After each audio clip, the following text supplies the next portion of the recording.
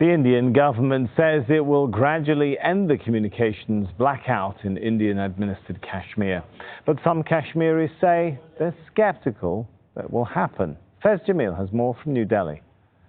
Go back! Go back! Anger spilled onto the streets of Srinagar following Friday prayers nearly 2 weeks after India stripped the region of autonomy and imposed a communications blackout.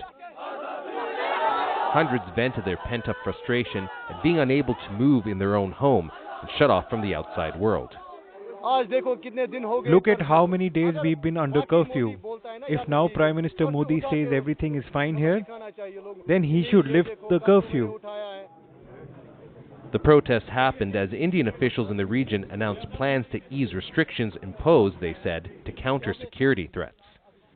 Telecom connectivity, which has been a point of sore concern, will gradually be eased and restored in a phased manner, keeping in mind the constant threat posed by terrorist organizations in using mobile connectivity to organize terror actions. It's an unverifiable, non-verifiable statement. This journalist, who spent decades covering Kashmir, doubts the government's explanation.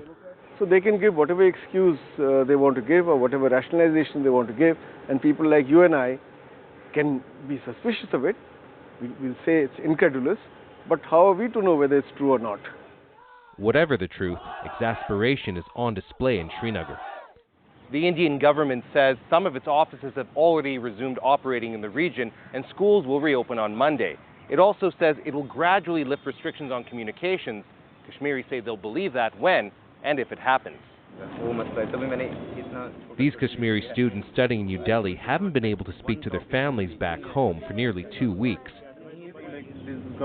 They're wary of Indian government promises to loosen restrictions. They do loosen the conditions, they do let us talk to our family. We are hoping that, but till the time it's happening or it actually happens, we are waiting for that. Our home is caged there, that's under siege. But here, the J&K people, especially the students, we are in a kind of mental siege. While restrictions were relaxed for Friday prayers, which allowed for these protests, few in the Kashmir Valley seem aware of the plans to ease the lockdown.